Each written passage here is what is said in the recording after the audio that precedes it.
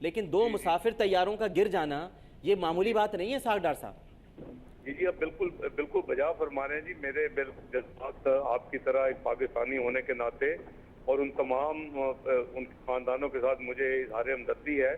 میں بلکہ میری اپنی صبح میٹنگ تھی لاہور میں سارا دن، اور میں 8 بجے کی فلائٹ پہ لاہور جا رہا تھا، تو میں تو ابھی تک ریکنسائل نہیں کر پا رہا کہ 4 بجے وہاں ہم نے میاں نواز شریف صاحب کی میٹنگ کے بعد وہ وہاں اسی ایئرپورٹ سے گئے ہیں، اور پھر وہ موسم خراب تھا، میں جب واپس اسلام آباد جا رہا تھا مجھے 8 بجے فلائٹ لینی تھی دوبارہ آ کے، تو میں تو ابھی تک ریکنسائل نہیں کر پا رہا کہ ہو کیا گیا ہے۔ بس آپ سے گزارش صرف یہ ہے اسحاق ڈار صاحب، جو سلیم صاحب نے ابھی تھوڑی دیر پہلے ہم سے کہا ہے، شاید آپ نے بھی سماعت فرمایا ہو، ان کا کہنا یہ ہے کہ حکمرانوں تک میرا یہ میسج پہنچا دیں۔ ہم بھی آپ سے کہیں گے کہ آپ ان کے ظاہرے کے رابطے میں ہوتے ہیں، تو آپ یہ میسج پہنچا دیں، ہر جگہ کرپشن کر لیں، ہماری زندگیوں میں کرپشن نہ کریں، ہماری زندگیوں کے ساتھ نہ کھیلیں، ہمیں سانسیں ہم سے مت چھینیں۔ یہ سلیم صاحب نے کہا ہے، جن کا جمع سال بھتیجا اس حادثے میں مارا گیا ہے۔ اسحاق ڈار صاحب آپ بھی یہ بات شدت سے ہر فورم پر اٹھائیے گا۔ جی میں بالکل، میری آواز آپ کی آواز کے ساتھ بالکل بلند ہوگی، اور ابھی آنے والا جو اجلاس ہے چند دنوں میں سینٹ کا اجلاس ہو رہا ہے، میں اس میں بھی اس جذبات کی بھرپور نمائندگی کروں گا۔ بہت شکریہ آپ کا، بڑی مہربانی آپ کی، تھینک یو۔ بالکل شفاف انہوں نے تحقیقات کا مطالبہ کیا، اور یہ مطالبہ تو ہر کمیٹی بن جگہ جائے سے، گی، جی بالکل کمیٹی بن جائے گی، کمیشن 4-5 دن کمیٹیاں، ایک تو ہمارے یہاں جیسے خاندان میں محلوں میں کمیٹیاں ڈلتی ہیں نا، یہ بھی ایک کمیٹی ڈلتی ہے، کمیٹی ڈل جائے گی، بیٹھ جائے گی، کچھ دن تک اس کے اجلاس ہوں گے، پھر ایک رپورٹ بنا کے دے دیں گے، جب بلیک باکس ملے گا تب تعین کیا جائے گا کہ واقعہ کیا ہوا تھا۔ اچھا بلیک باکس کا جو تحقیقات ہوتی ہیں، بلیک باکس کی جو ساری رپورٹ آتی ہے، اسے آنے میں ہی 2 سال لگ جاتے ہیں، تو 2 سال میں تو لوگ سب بھول جائیں گے۔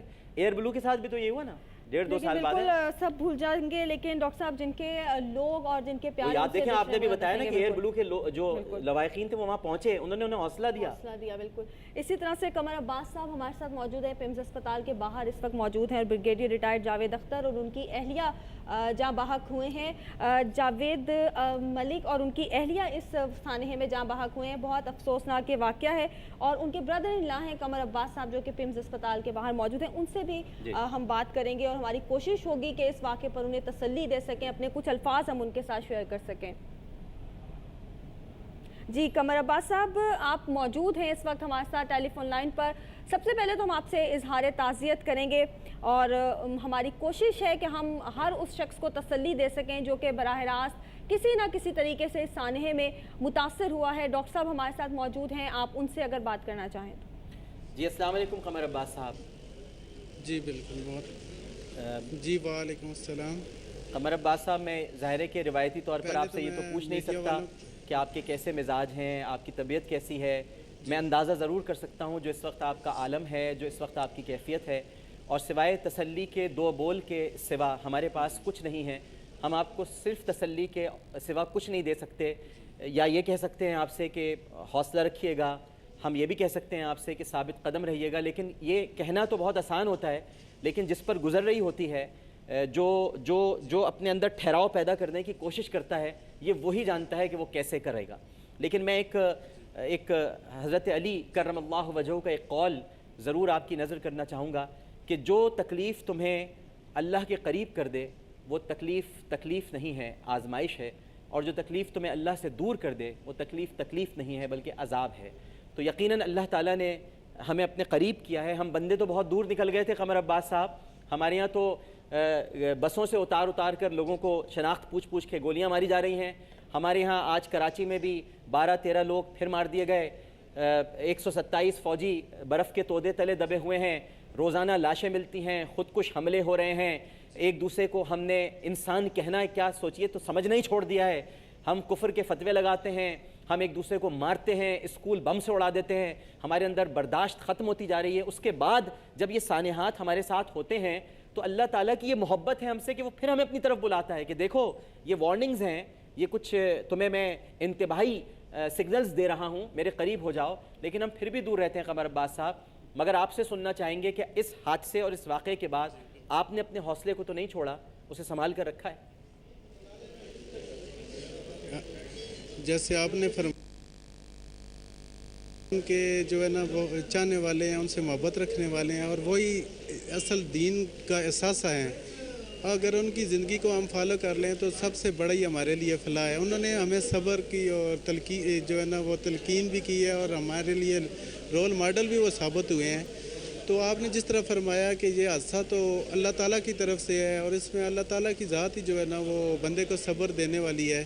تو جس طریقے سے وہاں حسین آباد کے لوگوں نے جو ہے نا وہ خواتین، بچوں اور بوڑھے اور جوانوں نے اپنی ہیلپ کی ہے تو اس کی بھی مثال نہیں ہے. ہم اپنی عوام کی اس جو دکھ کی گھڑی ہے اس کے میں ان کے برابر شریک ہونے پر ان کے شکر گزار بھی ہیں.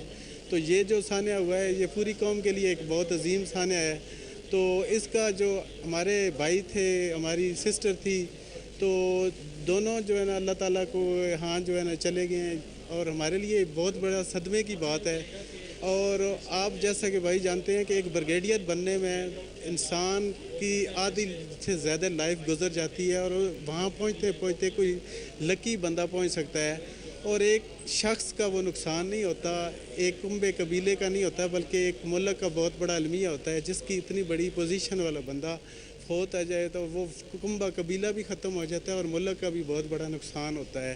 تو بھائی جان بات یہ ہے کہ ہم اس مرحلے پر اپنی قوم کے جو ادھر میں نے دیکھا کہ زمرد خان صاحب بھی لوگ ابھی آپ فرما رہے تھے، آپ کے ساتھ اسحاق ڈار صاحب جو ہے نا ان سے بات کر رہے تھے. تو میں آپ سے بھی گزارش کروں گا میڈیا کی توسط سے کہ یہاں پہ سیاست نہ چمکائی جائے.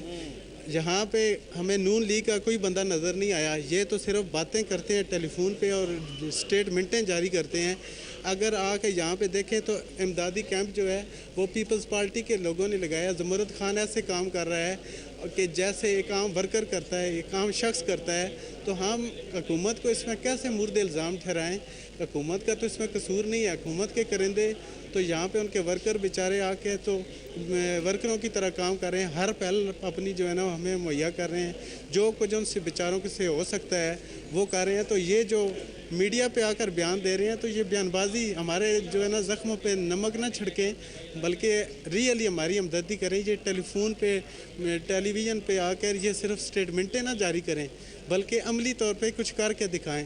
یہ تو وہ لوگ ہیں کہ جو جنازوں میں بھی شریک ہونے کے لیے نہیں جاتے. آپ صحیح فرما رہے ہیں کہ یہ بالکل اس وقت سیاست کا یعنی کوئی پوائنٹ سکورنگ نہ کرے آ کر. ظاہر ہے صحیح کہہ رہے ہیں آپ قمر عباس صاحب. جو اس وقت آپ کے جذبات ہیں وہ تو کسی کے بھی نہیں ہو سکتے. جو آپ بہتر سمجھ رہے ہیں، جو آپ جس پوزیشن پر ہیں وہ تو کوئی بھی نہیں ہے ادھر. آپ صحیح کہہ رہے ہیں. نہیں، میں یہ آپ کو بتا رہا ہوں کہ ہزار خرامیاں ہوں گی اس حکومت میں بھی سمجھتا ہوں. میرا پیشہ بھی ایسا ہے، میں سمجھتا ہوں سب کچھ. لیکن ایک بات یہ ہے کہ عملی طور پہ آ کے پمس میں دیکھیں، ہاسپٹلوں میں دیکھیں کہ کون سے لوگ جو ہے نا آ کے ادھر. نہیں زمرد خان صاحب کو تو میں بھی بہت اچھی طرح جانتا ہوں. وہ شروع سے ہمیں میرے کولیگ بھی رہے ہیں اسمبلی میں. اور زمرد خان صاحب تو خود بڑے خدا ترس انسان ہیں. مجھے اندازہ ہے کہ وہ کس طرح سے وہاں کام کر رہے ہوں گے. آپ درست فرما رہے ہیں. اور جاوید اختر ملک صاحب جو ہے نا علاقہ میں آپ سے گزارش کروں گی، بریگیڈیئر جاوید اختر ملک صاحب چونترا کی علاقے کے رہنے والے تھے. NA52 کے بندے تھے اور ہمارے MNA صاحب کی طرف سے کوئی سٹیٹمنٹ نہیں آئی ہے، کوئی کچھ بھی نہیں ہے. وہ جو ہے نا بس روایتی ایک بیان دے دیتے ہیں. حالانکہ ان کا سب سے زیادہ حق بنتا تھا اس ہاسپیٹل میں. ان کو ہونا چاہیے تھا کہ یہ ہمارے علاقے کا ایک فخر تھا.